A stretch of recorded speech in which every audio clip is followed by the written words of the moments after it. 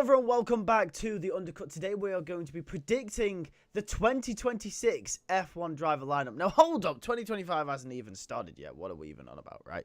But I thought this would be a bit of fun. Jack thought the same thing when I pitched this idea, but I thought this would be a bit of fun only because this kind of video predicting the 26 lineup isn't just going to be, okay, so this is the driver lineup for 2026.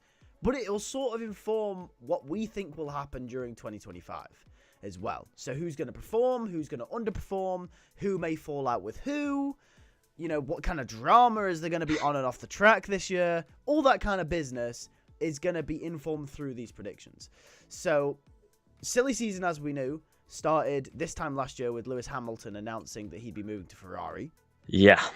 So it's not out the realms of possibility that we might have another big silly season. Definitely won't have as big, but it could happen. You don't know, right? Yeah. I think it'll be a quiet year this year, actually.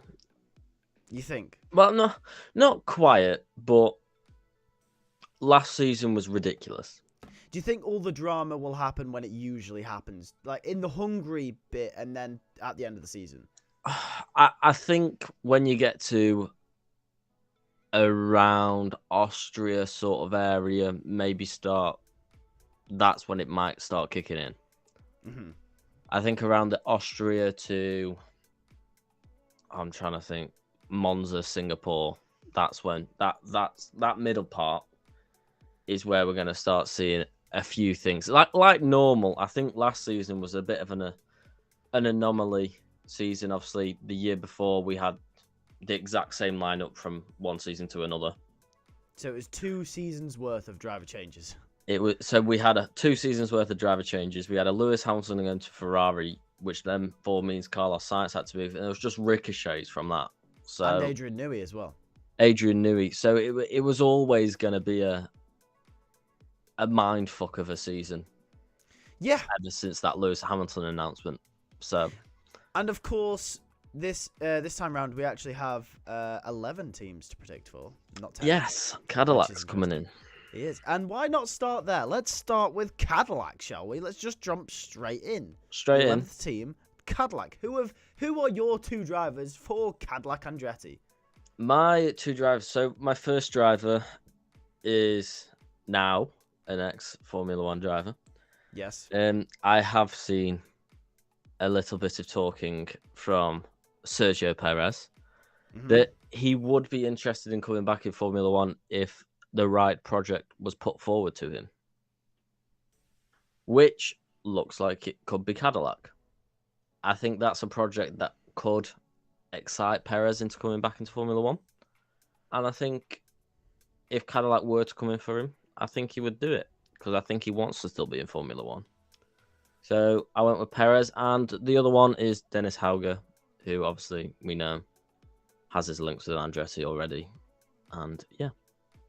Yeah, that's completely fair. For me, I've also gone with Sergio Perez. It wasn't just the fact that, you know, maybe he wants to come back. He is probably the most logical option. So many times throughout the last few years, we've said, like, okay, Perez is underperforming at Red Bull, but he is the man to lead a midfield or back marker team forward. Like, he is the guy. And if they can build a car that he likes, I'm sure he'll perform.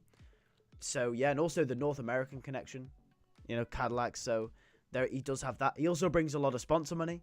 So, there is also that. So, Perez seems like the right option for a driver that's already free. And you don't have to buy out of a contract, right? The second driver I've gone with is actually Yuki Tsunoda. Now, obviously, he has his ties to Honda going to Aston Martin, so there's that rumor. Yeah. He could still go to Red Bull. But personally, and this is a bit of a spoiler for what I've gone with for Red Bull, but I don't think they'll actually drop Liam Lawson.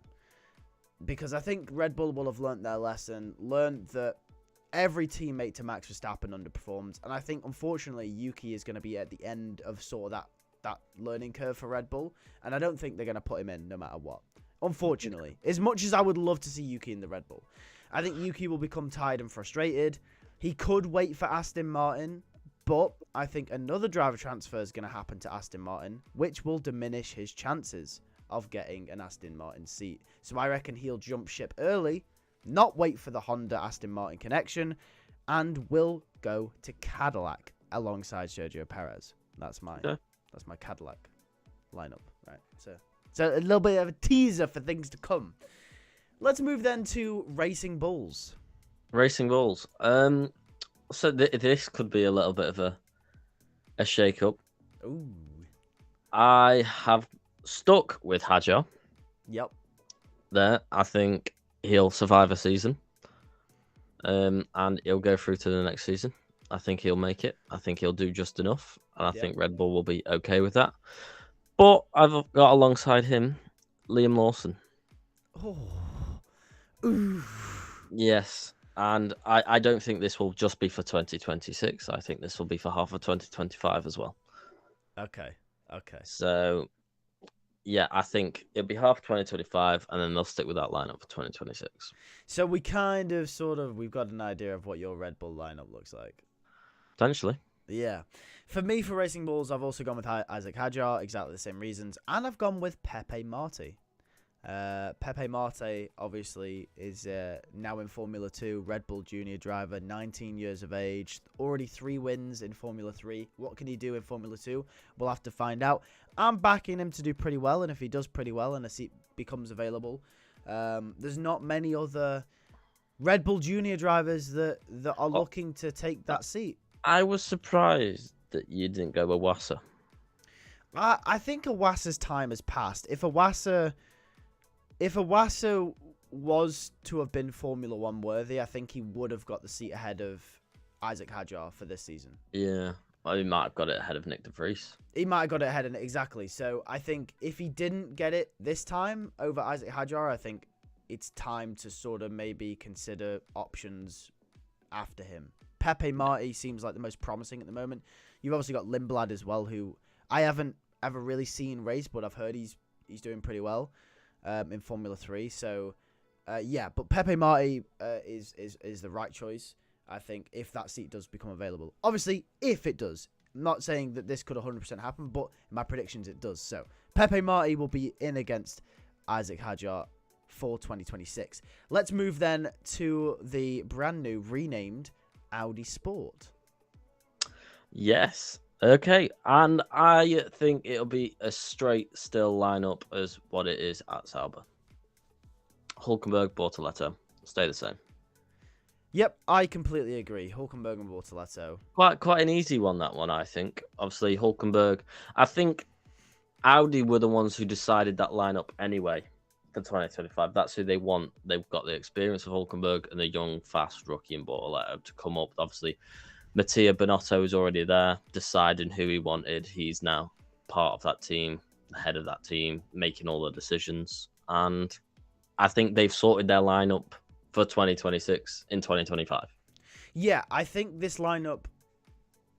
I think you've hit the nail on the head there. This lineup isn't for this season. Hulkenberg and Bortoletto is a lineup built for 2026. That's flat out. Like, that's the decision that was made there. So none of them will change unless it's absolutely dreadful from either of them. Yeah. Which I can't see it being. Obviously, Bortoletto being the champion of Formula 2 and Hulkenberg, as we know, with the experience he has.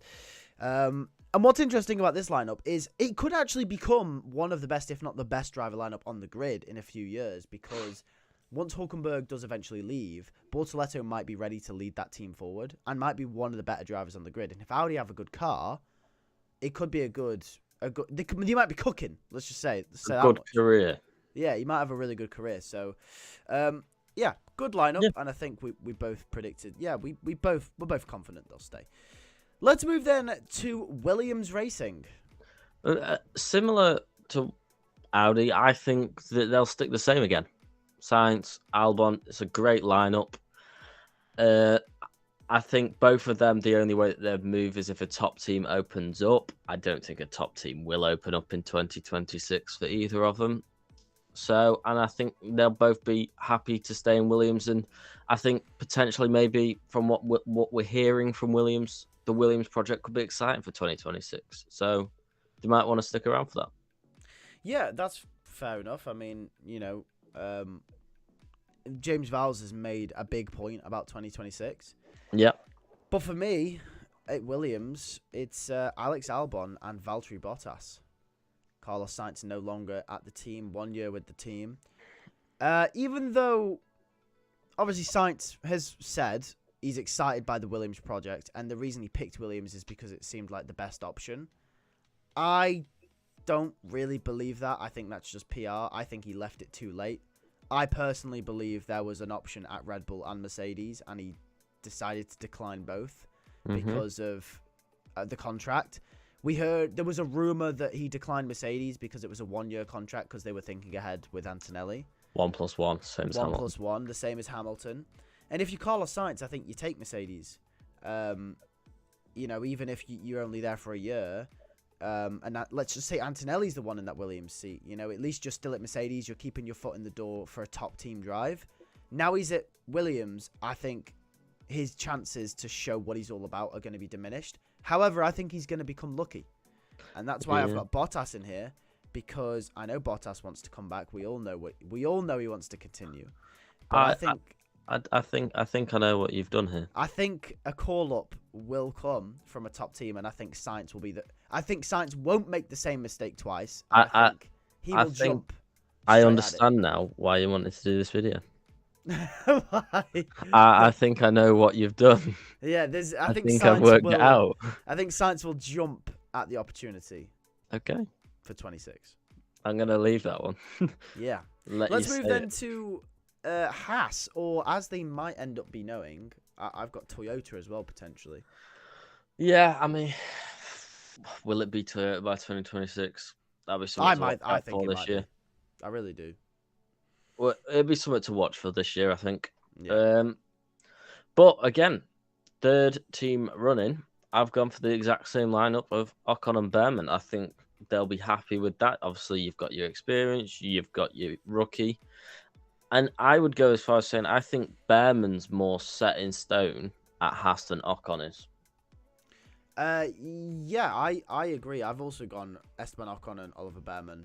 I think with Ocon being a young rookie and him already showing potential, I think there is more set. I think Oliver Behrman's career, unless he has a really poor 2025, is set in stone. Ocon, though, I think he's just got to show his worth, because if he doesn't, what's stopping Haas or whoever just for going for another rookie? Yeah.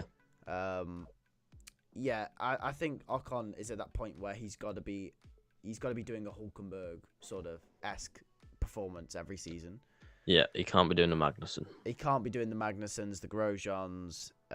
He's got to be at that level. He's getting older, but he's got to be still showing that he's still quicker than most drivers. And I think he'll prove that, but 2026 should be interesting. Let's move then to Alpine, or as they may be known, High Tech by that point. Yes, potentially could be High Tech. I mean, it could be interesting. I mean, obviously, them rumours have settled down. Actually, we'll stick on Alpine for interesting subject. Alpine. Yeah, I think this is a driver lineup that I'd almost say is set in stone, but it's not been confirmed. Yeah, I mean, I think we know it's Gasly. Yeah, 100%. And I think we know it's Colapinto. Yeah, we've both got Colapinto. Obviously, Colapinto's named their reserve driver for this year. I think Colapinto's been named their reserve driver to come straight into the team when Doohan fucks it up. When, not if. When. Yeah, it is when. But this High Tech thing, obviously, that has quietened down. I think it will still go through. But if not, I do think we'll see High Tech in Formula One. Could they be their own team? I don't know. No, it's interesting, isn't it? Yeah, because what I'm getting at there with High Tech, if they come in as like a 12th team, for example, okay, it could be interesting. That could then we see like a dedicated team to, if you win the F2 Championship, you've got a dedicated team or a dedicated team for F2 rookies. So we have rookies on the grid every year to come into Formula One. That's what I would like to see? I would like a team that's dedicated to Formula 2 drivers who have proved it in the Formula 2 season to come in the following year. You get 1 year in Formula 1, 1 year, prove your worth to the so-called, well, now top 11 teams with Cadillac coming in. Prove your worth in your car that's there. I mean, it could be really competitive car and you might not want to leave. Yeah. No. But you get 1 year, prove your worth, and you even Formula 2 drivers every year. The issue with that idea is that if the car is competitive, yes, obviously you have to have, let's say, one seat available every year. Someone's getting the short end of the stick, and it might be a really good driver. That's the only problem, but it's a world where you've just got to do it, and I think teams, if you come in to that team, it's a competitive car. The other 11 teams are gonna see, like, if you come in and you're battling Gasly, Hulkenberg, Ocon, for example, you're like beating these guys, Yuki. The other teams can't then ignore you, but if you're coming in and doing a show, so for drivers to put their foot in the door with. Yeah, exactly. But it still has to be a relatively competitive car to actually be able to prove that they can do it. So it'd kind of be like what Colapinto and Lawson did the last few years with their auditions. I mean, so-called quote-unquote auditions. Essentially, yeah, but it's actually a team for that. Yeah, okay. And that would be interesting. I think that could be something that High Tech, if they don't go through with Alpine, could explore. I mean, that's interesting. I mean, High Tech obviously have interest in Formula 1, but there was a rumor that they'd buy Alpine. Yeah. But yeah, on the Colapinto topic, I think he's going to replace Doohan. I mean, the fact that they've named him a reserve driver this early on, sort of got him in there after the season he's had, and the fact that these rumors coming out about Jack Doohan only having a 5-race contract, it's just like, come on, man. Anyway, let's move on then to Aston Martin. Yeah, and I want yours here because I feel like I know what you've done and I just need you to say it. Okay, I've gone with Fernando Alonso and Max Verstappen. Now, hear me out. It sounds batshit, right? But Leclerc and Hamilton happened, so let's just park that for a sec, right? I think Max and Fernando. I think this will be the breaking point for Aston Martin with Stroll. I said this last year, actually. I remember I said this last year, but seriously, lie. I think we've said this for the past few years. We have, but they can't. No, I physically am unable to accept that they can carry on with Lance Stroll. If they're serious about winning a championship, they can't. They just can't. And I think, obviously, in our predictions video that we did for 2025, we said that Stroll wasn't going to do great. This has to be the year where they just go, listen, Lance, reserve driver, test driver, whatever, but you can't drive this car. Yeah. Like, surely not. This has to be the year. And I know people go, well, he's Lawrence's son, but Lawrence is proven to be this guy that will do whatever he wants to win, do whatever he can to win. Surely he has to recognize that his son is now a part of that problem. I think Alonso will stay.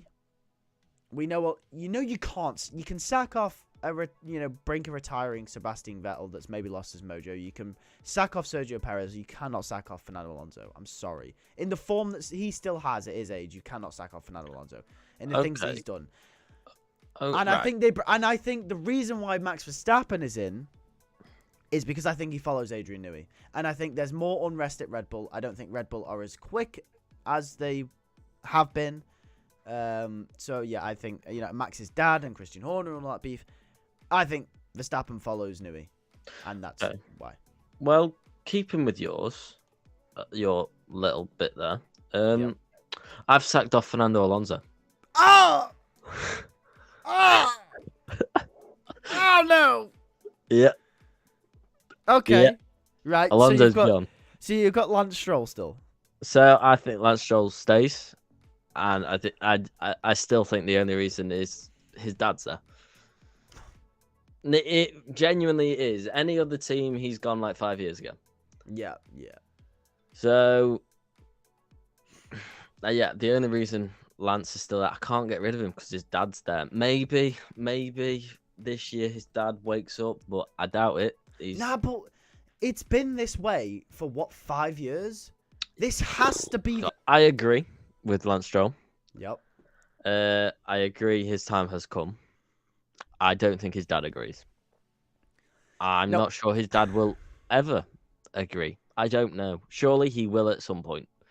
But I don't think that, well, this season will be the season he agrees, and I think he'll still be on the grid for this new car that comes. Oh, this has to be it, though. It has to be. I'm not sure it will. It would be, oh, this new car coming in is Lance's sort of car.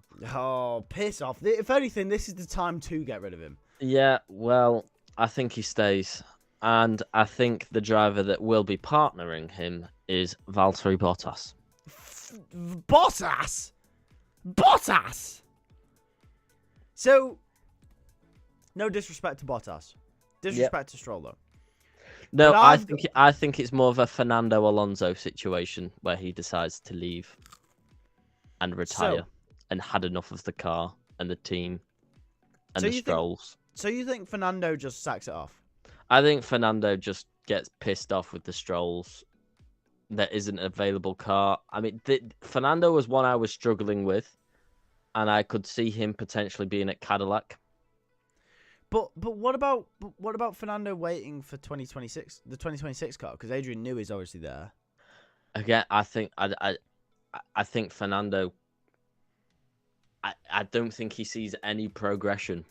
I think while the Strolls are still in, I don't think the Aston Martin team will do well.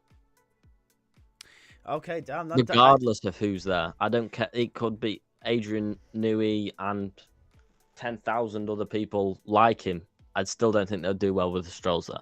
Can I just point out, you've gone Bottas, Stroll. I've gone Verstappen, Alonso. Yeah. That couldn't be any more different. Yeah, I know. That's crazy. But something has to be cooking at Aston Martin. I don't think it is. I think they're cooking something, and they cook it, and then they forget about it, and it comes out brilliant. Okay. It'll fuck up completely. It'll be raw. The thing is, if there was a spare seat at Aston Martin, they could draw Verstappen. I really think they could. I think they could, but I think Alonso's at the end of his tether with Aston Martin. You think? I think, like, how can you... Like, he's had 2 years now where he's... Great. Start of 2023, he was in the second fastest car. He was loving it. By the end, it was the 5th fastest. Start of 2024, he was in the 5th fastest car. By the end, it was about 8th fastest. If you go by this logic, he's starting 2025 in the 8th fastest car. By the end, it'll be the slowest. Yeah, I mean, if the progression is anything to go by. If the progression is any... Fernando, we saw what it was like at McLaren when they had the 8th, 9th fastest car. Yep. We saw what it was like at Alpine when they had the 5th, 6th fastest car. Yeah, he's not going to be happy, is he? He is not going to be happy. And a whole season, I think that'll be it. And sadly for Fernando, the only place I could see him really going is Cadillac. Maybe he's in Cadillac instead of Perez. I don't know. Maybe he's in Cadillac with Perez. Oh, that'd be interesting. That could be interesting. But I don't see Fernando hanging around at Aston Martin after this season. He can't be a part of another project, surely. Hey, it's Fernando things. He goes parts of every other bloody project. He does. So, that's interesting then, but let's move to Mercedes. Mercedes. I don't think they've changed as well. Yeah. I think they've got their lineup, again, similar to Audi, where they built a lineup this year for next year. Yeah. Yeah, I agree. Antonelli and Russell. It's a year for Antonelli to embed. George Russell will be it's a season for him to get to grips to being the team leader without Lewis there. Yeah. And that's his team now. And he's got to make it his team without the presence of Sir Lewis Hamilton. So obviously Antonelli, the rookie, yeah, it's going to be interesting for 2026. Yeah. McLaren, same lineup. Lando, Oscar. Don't change what ain't broken. yeah, I agree. I almost did change this one though. I almost moved Piastri out. To where? That's why I didn't do it, because I thought about this season and I was like, what's one thing that could really blow up this season? If that McLaren, not working. if that McLaren is at the front fighting, for a championship from race one, yeah, Piastri and Norris, as we saw many times last season, the only reason they didn't end up coming together for wins and stuff is because Norris, they both weren't in a championship fight. Now, if they are, that could get a bit feisty, I reckon. They're both very, underneath, I reckon, are very stubborn characters. Yeah. And I thought if it blows up in McLaren's face, I think we could see Norris is the golden boy at McLaren. I could see Piastri moving away. I just couldn't find anywhere that he could go. So I left him in McLaren. The thing is, they may have a few crashes, but I think they're both ridiculous drivers where I don't think McLaren could afford to get rid of either of them, because they're a solid pairing where if they aren't and say they are the second quickest car and they're not fighting for the drivers, they will get you the constructors, as we saw this year. Yeah, definitely. So I don't think McLaren would want to get rid of them. And I think the only way that either one of them would leave is if Ferrari come calling. Yeah. No, that's it. That's the only way. I think they've got their lineup sorted for easily the next 5 years. Yeah, I think they do, yeah. Speaking of Ferrari, I mean, it's obvious. Yeah, again, I think it'll be Lewis and Charles still. Obviously, Lewis has been brought in for these regulations, and you ain't getting rid of Charles from Ferrari. And also, Lewis could snag you, a few wins, maybe even a world championship if he's sorted his qualifying out this season. 100%. So, you can't count Lewis Hamilton out of the equation, and you can never count Charles out. And Charles is Ferrari's crown jewel. So, yeah. Red Bull. I went with Max. Yeah. That's my number one. And again, this is another one I was struggling with because I had similarly thought, likewise with Yuki at Cadillac. Yeah. So that could be interesting. And I did put Yuki at Red Bull at the end. My decision was Yuki would stay at Red Bull, and I think Yuki will go to Red Bull halfway through this year. Yeah. And that's the only reason why I put Yuki in there. However, it also crossed my mind, like it did Alonso at Cadillac, for Alonso at Red Bull. Which could happen. It could happen. So I'm not ruling out Fernando from this 2026 grid. No. Let me make that one clear. I think Alonso will get a drive. I don't think Alonso will get a drive, but I think Alonso could definitely be in one of these cars. Well, he could be in any of them, really. He could stay at Aston. He could be in Red Bull. He could be at Cadillac. And it's one of them three. Yeah. For Red Bull, I've gone with Liam Lawson. I think Red Bull will need that continuity going into 2026. Yeah. Especially if my Verstappen prediction comes through. And of course, partnering him and will be the team leader is Carlos Sainz. Yeah. Yeah. I mean, it all comes together for me. Verstappen moves, which triggers a seat at the top team, and I think Carlos doesn't make the same mistake he made, and I think Red Bull are calling for first team drivers. Who else can go there other than maybe Fernando Alonso? I don't think Fernando leaves for Red Bull because I think they've got Adrian Newey. Sergio Perez, obviously we've seen what happened there. Daniel Ricciardo, he's not coming back. Valtteri Bottas, could he win a title? Bottas. Could he win a title against Russell, Norris, Piastri, Leclerc, Hamilton? Yeah, but you're saying that I don't think Sainz would win a title. Yeah, but what I'm saying is who's the most likely, right? This is my sort of. Obviously, then maybe Norris, Piastri if that's unsettled, but no, like I said, I left Piastri in. Russell, no. He'll be setting at Mercedes. That's his team. Leclerc, Hamilton, definitely not. It's Carlos Sainz. Carlos Sainz is the first one on the phone with Christian Horner, and he gets the Red Bull drive. There we go. Okay. So that's why I put Carlos Sainz in there. Okay. But No, I we'll like see. that. I like that. Also- There's a few. It could change around so much. Yeah, it really does depend. Yeah. It really does depend. I'm sure we'll revisit this topic halfway through the season and at the end of the season as well. In the little breaks, the pockets where we have no races. Yeah. But anyway, yeah, thank you very much for watching, and we'll see you all in the next video.